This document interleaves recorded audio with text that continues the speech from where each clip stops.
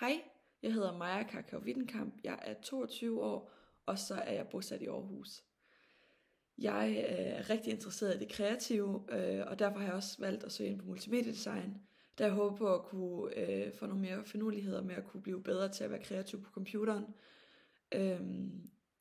Jeg har startet min egen virksomhed, der hedder Kakao Design, hvor jeg laver smykker ud af det glas, man finder ude ved havet. Men det, der egentlig virkelig optog mig i virksomheden, det var det her med at skulle lave logo til firmaet, og ligesom skabe det visuelle udtryk for mit budskab med firmaet.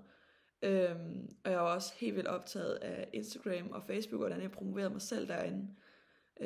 Så det var helt klart det, som jeg synes faktisk var mest interessant i at lave en virksomhed. Jeg indsætter en video her af min hjemmeside, som jeg har været med til at lave. Jeg fik hjælp af en kammerat, men har selv stået for rigtig meget af hjemmesiden. Og hvordan den skulle se ud, og hvordan jeg har sat den op, det er mig selv, der har gjort det. Jeg har lavet 2 kollektioner. Den ene den hedder kollektion Middelhavet og Nordsøen, da de glas, der er i de smykker, kommer fra Middelhavet og Nordsøen. Og så har jeg lavet en kollektion, der hedder kollektion Vadehavet, som var de glasstykker, der var fundet ved Vadehavet. En anden ting, jeg har været med til, det er i 1.G, der var det mig og en veninde. Hvor jeg er rigtig optaget af at tegne. Så vi tegnede nogle abstrakte mennesker. Og så gik jeg ned til vores trykmand her i Tønder, som trykker på tasker og t-shirts og sådan noget. Og så fik jeg trykket vores tegninger på muleposer, jeg selv havde syet. Så vi var ude og finde stof sammen, mig og min veninde.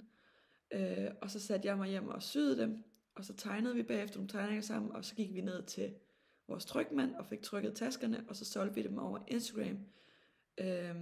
Og det gik faktisk også rigtig godt. Det var også sjovt at være med til at igen at have et projekt sådan fra start til slut. Men så gik vi jo i gymnasiet. Hun boede i Haderslev, boede i Tønder, og så gik det lidt i sig selv, men det var en sjov proces at være en del af, og det kreative i at lave taskerne og få dem promoveret på Instagram, synes jeg var helt vildt fedt. At finde lokationer, som passer godt til tasken, og jamen, jeg var bare vild med det. Jeg har altid været meget optaget af det kreative, og det er altid mig, der er gået forrest i skolen, når det galt om at lave powerpoints, hvor jeg altid har synes, det har været sjovt at lave slidesene, det mest kreative og mest spændende visuelt at kigge på. Og så er det altid mig, der er gået forrest, når der skulle laves for eksempel fodboldtrøjer til fodboldholdet, eller andre sjove, kreative idéer. Så jeg håber virkelig, at I vil tage mig ind og lære mig at være endnu mere kreativ, for det er bare det, jeg drømmer om.